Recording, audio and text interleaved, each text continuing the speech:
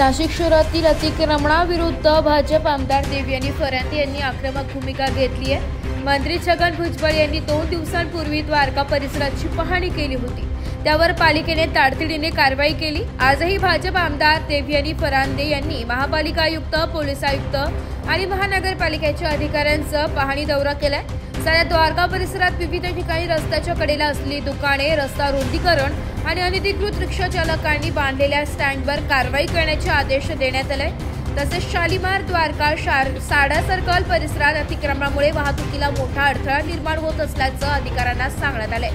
आता कोणाचाही हस्तक्षेप खपवून घेतला जाणार नाही आणि अतिक्रमण करणाऱ्यांवर कडक कारवाई करण्याचे निर्देशही आमदार देवयानी फरांदे यांनी प्रशासनाला दिले आहे।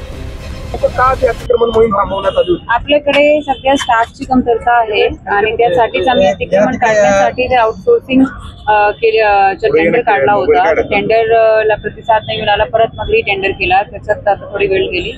आता तो फायनल झाला आहे आणि आपण त्याप्रमाणे आता खूप मोठी कारवाई शहरात करणार आहोत। शहरातल्या शाळा आणि महाविद्यालयांच्या परिसरामध्ये मोठ्या प्रमाणात अनधिकृत टपऱ्या, त्या ठिकाणी कॅफे झालेले आहेत जिथे ड्रग्स असतील किंवा इतर गोष्टी सहज मिळत आहेत। डॉन बॉस्को सारखी जी गंगापूर रोड कॉलेज रोड परिसरातली शाळा आहे, त्या शाळा प्रशासनाने महापालिकेला 4 वेळा पत्र व्यवहार केलेला आहे। ते पत्र सुद्धा आमच्याकडे आहे, तरी देखील त्यांना उत्तर मिळालं नाही। त्यांच्या शाळेच्या गेट समोर छोट्या छोट्या टपऱ्या लावले जातात, त्यातून ड्रग्स विकले गाळे उभे राहत आहेत। तिथे फर्निचरच्या दुकाना किंवा गॅरेजच्या दुकानाच्या नावाखाली अनेक प्रकार चालतात, तिथे काहीच कारवाई होत नाही। आपल्याकडे स्टाफ आणि जे व्हीकल्स आणि जे मशिनरी लागतात ते नव्हती, काहीच म्हणजे अरेंजमेंट पण नव्हतं। काही एक गाडी प्रत्येक डिव्हिजनला आहे, ते पुरत नाही। त्यासाठीच आपण ते टेंडर काढलं आहे। त्याच्यात आपण आउटसोर्सिंग करून किती जेवढं लागलं तेवढे मशिनरी आणि स्टाफ घेऊ शकतो। तर त्याप्रमाणे आता आम्ही तयारी जी केलेली आहे, आता कारवाई पण सुरू होईल आणि जे काही त्यांचा मालमत्ता आहे ते सगळं जप्त करून आम्ही कॉन्फिस्केट करून आमचे स्क्रॅपच्या गोडाऊनमध्ये टाकणार आहे। आता इथे काही म्हणजे संधीच नाही द्यायची कोणाला, अशा प्रकारचा एक धोरण ठरवून मग अतिक्रमण। साधारण कधीपासून ही तुमची कारवाई इमिजिएटली आता चालू झाली आहे ना, काल पण चालू झाली, तर चालूच राहील। महापालिका आयुक्त सोबत आहेत, पोलीस आयुक्त आहेत, काय नेमकी या आपल्यानंतर निदर्शनास आहे? द्वारका सर्कल असेल, शालिमार चौक असेल, जुनं नाशिक असेल, मुंबई नाका असेल, या सगळ्याच ठिकाणी मोठ्या प्रमाणामध्ये अतिक्रमण देखील झालेले शहरातला अतिशय महत्त्वाचा भाग आहे। आणि टॅक्सी आणि रिक्षा स्टँड जे आहेत ते सगळे अनधिकृत आहे। कुठेही रिक्षा लागतात, कुठेही टॅक्सी लागतात आणि त्याच्यामुळे खूप मोठा केओस त्या द्वारका सर्कलवरती, शालिमार सर्कलवरती, मुंबई नाक्यावरती आपल्याला मोठ्या प्रमाणामध्ये आणि तिथे अडथळा निर्माण होतो आणि ट्रॅफिक जॅमचे प्रश्न सातत्याने आपल्याला दिसत आहेत। काल महानगरपालिकेने काही अतिक्रमण काढलेलं आहे आणि आज देखील त्याची कारवाई सुरू आहे आणि पुढच्या कालावधीमध्ये ही मोहीम जी ही मोठ्या प्रमाणामध्ये वाढवावी महानगरपालिकेच्या आयुक्तांनी आणि पोलीस आयुक्तांनी।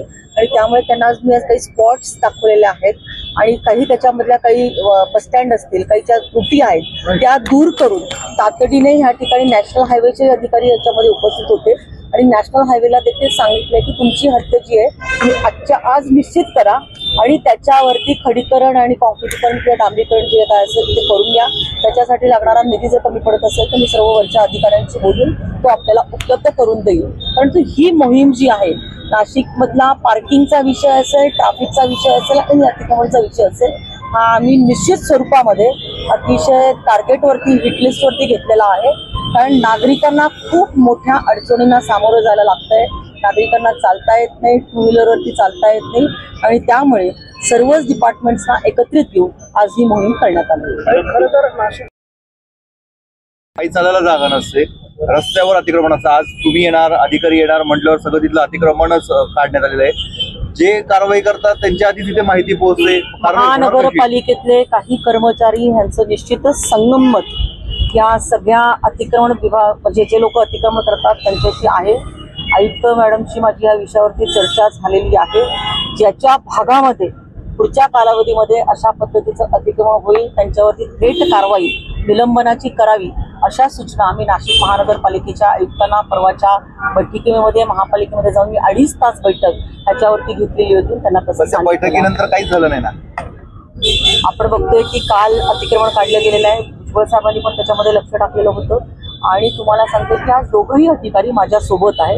त्यांनी देखील आता हा विषय जो आहे हा हिटलिस्टवरती घेतलेला आहे आणि पुढच्या काही कालावधीमध्ये आपण 8-10 दिवसामध्ये मोठ्या प्रमाणामध्ये हे अतिक्रमण काढण्यात जेव्हा लोकप्रतिनिधी रस्त्यावरती उतरतात राजकीय हस्तक्षेपासंदर्भात कुठल्याही राजकीय हस्तक्षेपाचा याच्यामध्ये विचार करू नये.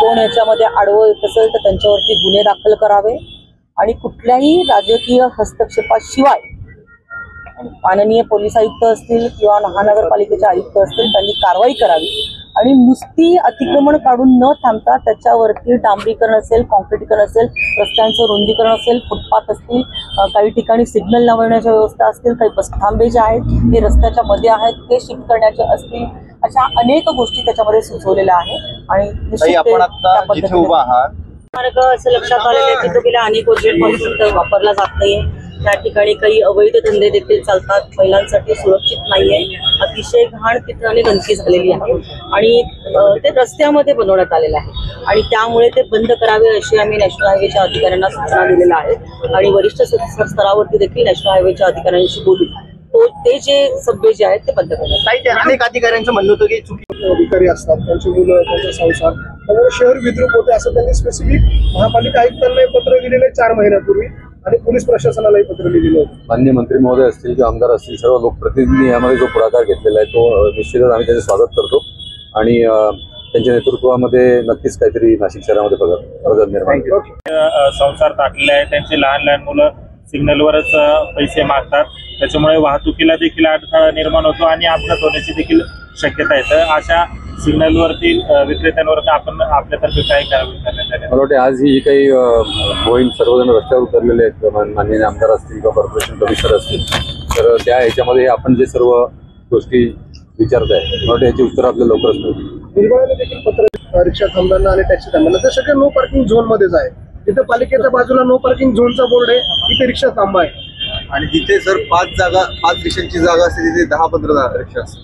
आता जो जॉईंट सर्वे आम्ही सगळ्यांनी केलेला आहे त्याच्यामध्ये रिक्षा थांबे असतील किंवा टॅक्सी थांबे असतील किंवा लक्झरी बसेसचे जे थांबे आहेत आणि ज्याच्यामुळे वाहतुकीला अडथळा निर्माण होतो तर ते जवळच कुठेतरी शिफ्ट करण्यासंदर्भातील सर्वे किंवा बोलणं झालेलं आहे आणि त्याच्यामध्ये आम्ही आज संध्याकाळी किंवा उद्यापर्यंत याच्यावर कारवाई करून पुढे हे सगळं रेग्युलेट करण्याचा प्रयत्न करू. शाळा वृत्तसंकलन विभाग, AB न्यूज, नाशिक.